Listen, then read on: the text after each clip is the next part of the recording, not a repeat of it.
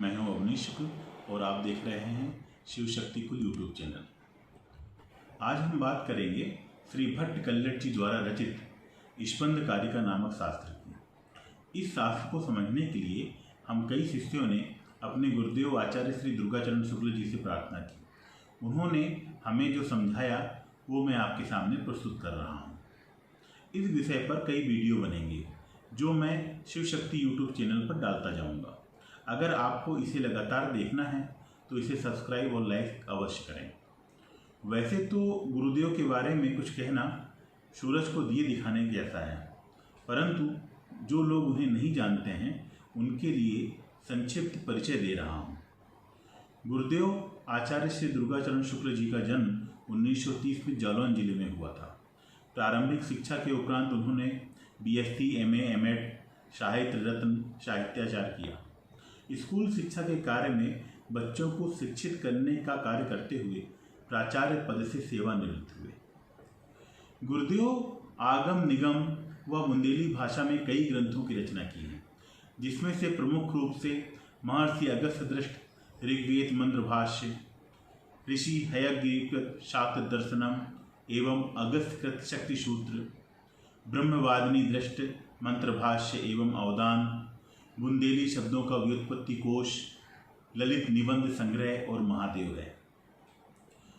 दतिया पीताम्बरा पीठ के महाराज जी के शिष्य बनकर इन्होंने कई दशकों तक साधना की। उनके द्वारा अर्जित ज्ञान का विस्तार करने की दिशा में उन्होंने कई शिष्य भी बनाए, जिसमें से मैं भी एक हूँ। आज भी गुरुदेव हम लोगों को लगातार ज्ञान के पथ पर अग्रसर करने के लिए पढ़ाते और समझाते रहते हैं। इसी दिशा में ये एक कदम है स्पंद कारिका, जो आप लोगों के लिए प्रस्तुत है। आज हम स्पंद शास्त्र के विषय में, क्या है स्पंद शास्त्र, इसको समझने। मोबाइल थोड़ा सा दूर है, शायद इसलिए आवाज क्लियर नहीं आ रही है। मोबाइल दूर है इसलिए आवाज क्लियर नहीं आ रही है।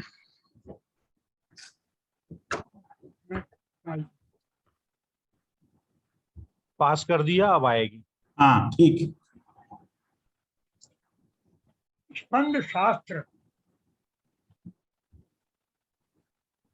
के विषय में आज हम विचार करेंगे। क्या है इस शास्त्र में और यह स्पंद शक्ति है क्या? स्पंद शक्ति का जिन शक्तियों को तुम पढ़े हो उनसे क्या संबंध है, शिव से क्या संबंध, यह आज जानने का प्रयत्न, इसी विषय का प्रारंभ। अब आप पहले ये जान लीजिए कि आप ये जानते हैं शिव प्रकाश स्वरूप है और शक्ति विमर्श है। विमर्श यानी शिव की अनुभूति, शिव का स्वभाव, यह शक्ति है, यह विमर्श। यह विमर्श शक्ति एक तरह से भीतर में, आत्मा के भीतर जो चैतन्य है, जो शिव स्वरूप है, उसके भीतर एक प्रकार का उछाल है। क्योंकि वह स्पंद शक्ति कब स्पष्ट होती है, यह चित्त शक्ति कब स्पष्ट होती है, यह विमर्श शक्ति कब स्पष्ट होती है, तभी पता लगता है जब वो थोड़ा हटती है। किंचित चलनम स्पंदनम, कुछ चलना, लेकिन ये चलना ऐसा नहीं, ये मूवमेंट लेस मूवमेंट, ये ऐसा मूवमेंट है जो है लेकिन मूवमेंट नहीं। क्या है? किंचित चलन शब्द है। किंचित चलन क्या है? समुद्र है, शांत, वो प्रकाश है और विमर्श का मिला हुआ, उसी को सम्मित समुद्र, वही शिव का स्वरूप है। इसके अंतर्गर्भ में विमर्श शक्ति मौजूद, वह पता नहीं है, उसको पता नहीं है, हमको पता नहीं है, किसी को, क्योंकि उसको स्वयं पता नहीं। जब उसके भीतर किंचित ऊर्मिवत, जैसे हिलोर उठती है तब उसे पता चलता है, अरे मैं हूँ। यही अहंता है। अहम का ज्ञान हुआ, यही विमर्श का स्पष्ट स्वरूप।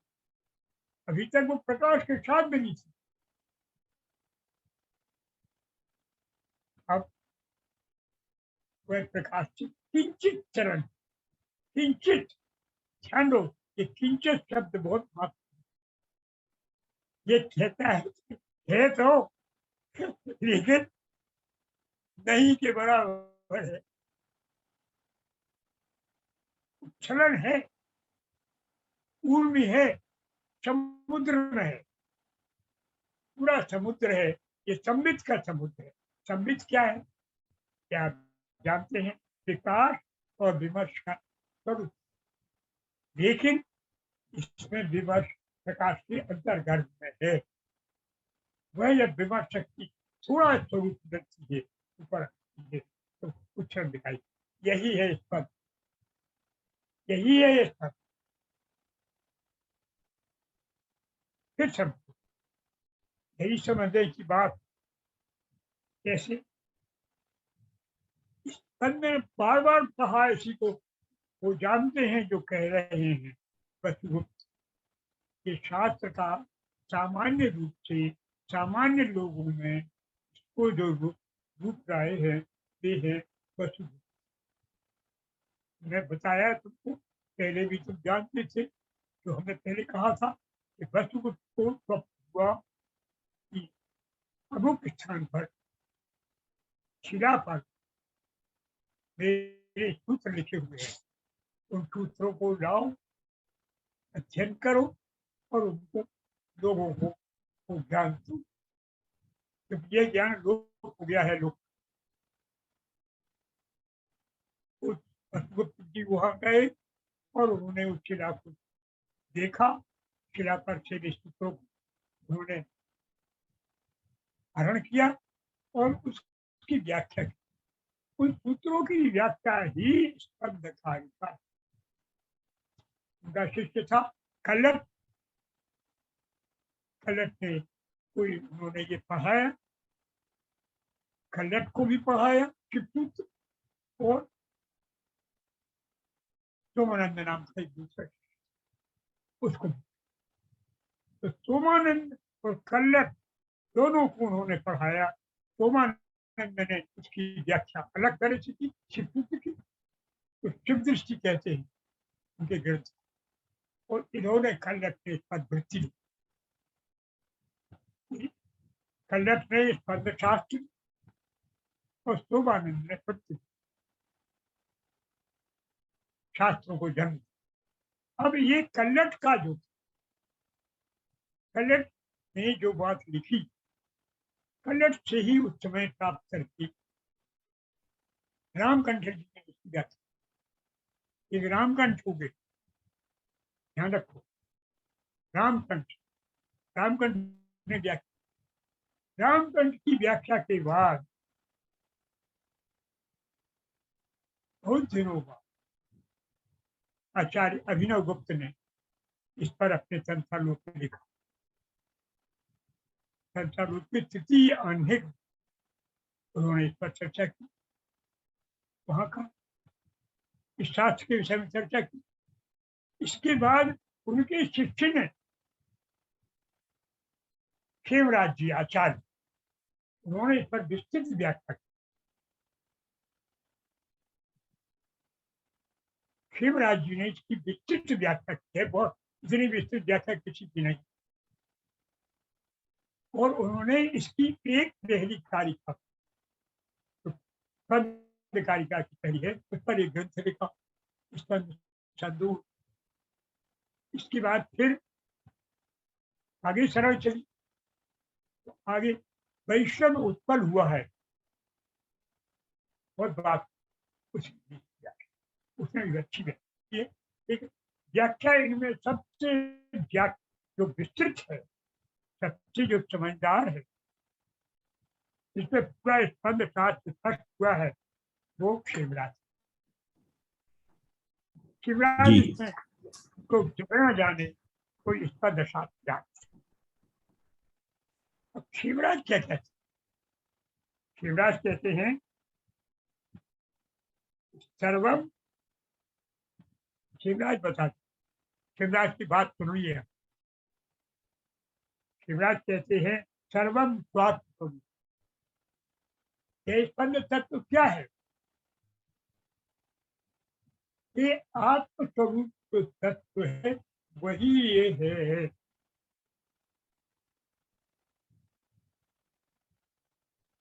तुम्हारी आत्मा कौन है? तुम जानते हो, चैतन्य, शिव। तो शिव ही है।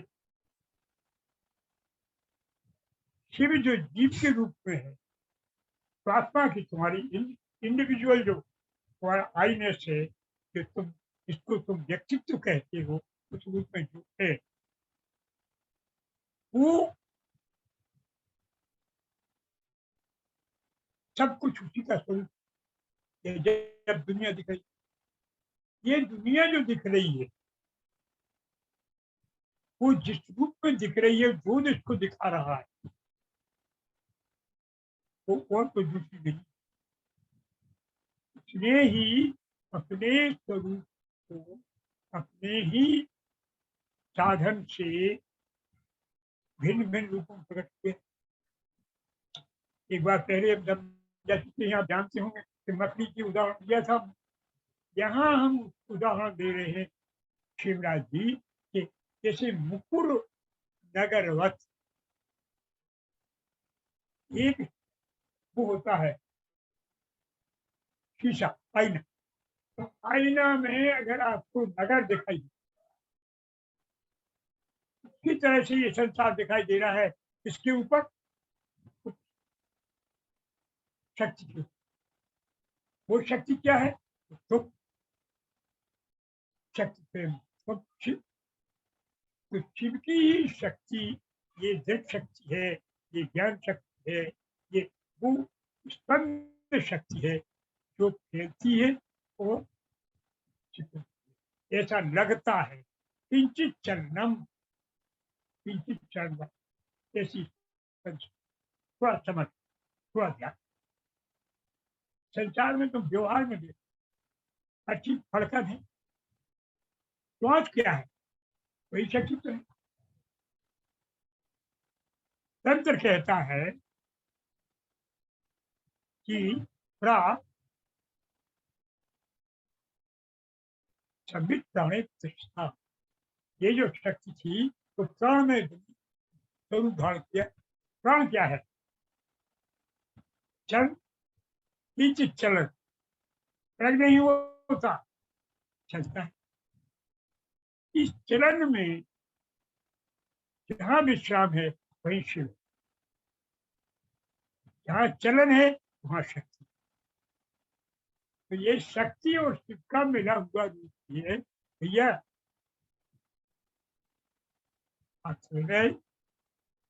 यह स्पंद तत्व, स्पंद तत्व मूलतः दुर्वासा, दुर्वासा के कारण पुराणों में आया। इसका प्रमाण क्या है? इसका प्रमाण यह है कि दुर्वासा ने शिव की महिमा स्तुति, शिव की महिमा गाई। तो उन्होंने कहा है, क्या है स्पंद तत्व? यज्ञाता कहा है कि सर्व नाड़ी पथ चलत, जो वायु के रूप में संपूर्ण नाड़ियों में जो चल रहा है, संपूर्ण भावों के रूप में जो व्यक्त हो रहा है, ये जाता सर्वनाड़ी पथ अनल व्याप्तया सर्वभाव, तो वायु के रूप सब जगह व्याप्त हो गया। ऐसा नाना रूपा, नाना रूप में जो हमारे भावों में, हमारे विचारों में, ये शब्दों में जो हम बोल रहे हैं, इसमें सब में जो स्पंद हो रहा है, कि वही शक्ति है, वही शिव है, वही शक्ति है, वही शब्दों में है। क्योंकि शब्द क्या है? आ क्या है? स्पंदन। किंचित स्पंदन है, कंठ में स्पंदन होगा, इसलिए ये सारी भाषा स्पंदन, इसलिए संपूर्ण मंत्र स्पंदन। देवता का जो रूप बनता है रूप के स्पंदन, हम स्पंदन है, वो तुम भी स्पंदन हो प्यारे भाई, और कोई दूसरा नहीं। ये सब एक ही खेल है। तो ये शास्त्र बहुत विस्तृत शास्त्र हुआ।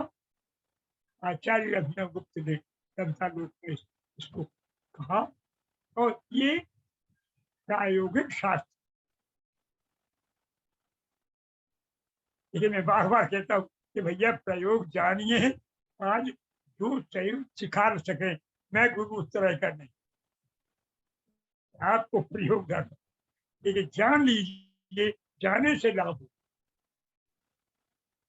ज्ञान प्राप्त करते हैं, ज्ञान का परिवर्तन क्षणिक हो।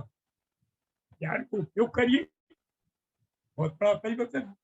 लेकिन ज्ञान जाने पर भी व्यर्थ नहीं जाता।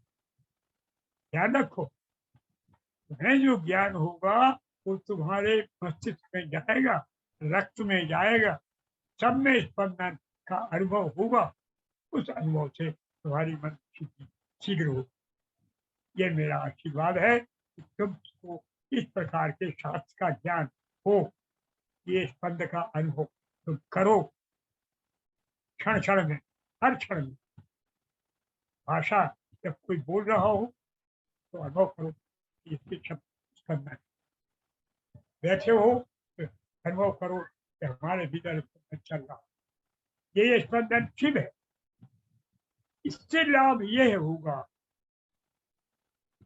आज नहीं तो कल तुम और सिर्फ एक अनुभव। मैं नहीं कहता कि आज अनुभव हो जाएगा, लेकिन ये शास्त्र आपको इस स्थान पर पहुंचा देगा, निश्चित पहुंचा देगा। ये मेरा आशीर्वाद है। आप